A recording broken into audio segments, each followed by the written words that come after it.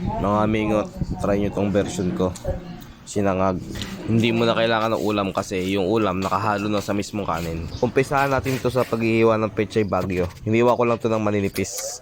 At ganito lang kalaki yung gagamitin ko sa pagluluto ng aking sinangag. Yung carrots natin, ganito lang kadami, maunti lang yan.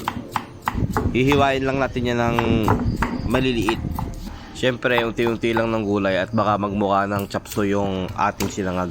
Gagamit ako dito ng 7 pirasong bawang. Pinitpit ko muna para madaling balatan. At saka ako naman ito pipinuhin ng hiwa. Sa inyo, kung marami kayong natitirang kanin sa umaga, ganito gawin nyo para hindi nasasayang.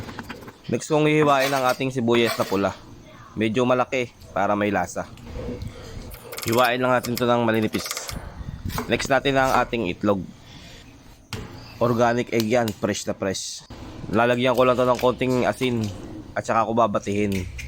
Yung halong-halo hanggang sa matunaw yung asin. Mekos, tornado lang.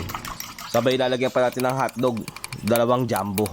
May cheese pa sa gitna yan. Uunahin na pala nating pirituhin tong hotdog para hindi madurog at para luto na siya. Ayan, gamitin natin ng cooking oil na walang kolesterol. Ingatan natin ang ating mga puso, mga idol. Lulutuin lang natin ng bahagya itong hotdog. After nito, ating hahanguin. At syempre, isusunod naman natin ang ating itlog. Dapat itong itlog habang niluluto ay dinudurog na para mamaya hindi natin kailangan durugin. Para kalat na kalat siya mamaya sa ating sinangag.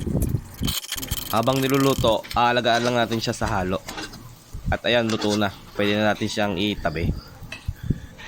Papatak ko pala dito yung mantika kasi inabsorb na itlog. Diyan na rin ako magigisa para dire-diretso na.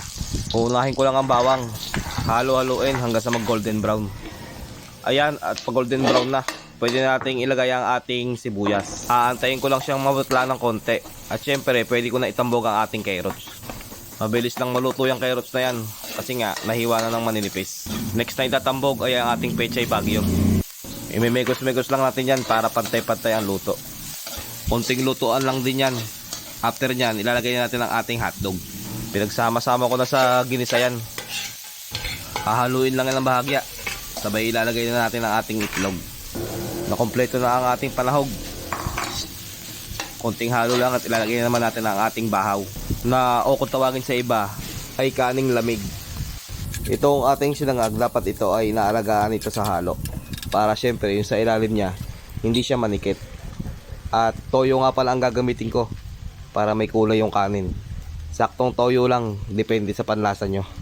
At depende sa toyo ng mga misis nyo. Kung maraming toyo ang misis nyo, dagdagan nyo ng toyo para lalong toyoin ang misis nyo. Ayan, alaga lang ng alaga sa halo para hindi manikit. Pwede naman natin siyang takpan basta mahina lang yung apoy. Dapat mapantay yung halo niya para syempre yung toyo natin kalat yung lasa. At syempre para lahat mainit. At ayan, malapit nang maluto yan. Konting-konti na lang yan. Mahinang apoy lang ang gamit ko dyan kaya medyo matagal siya maluto. Ganun kasi kung magsangag para hindi nasusunog at hindi nagiging crunchy yung ilalim.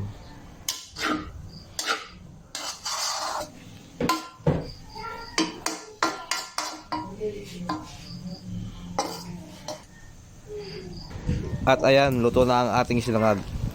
Mapaparami na naman tayo ng kain yan.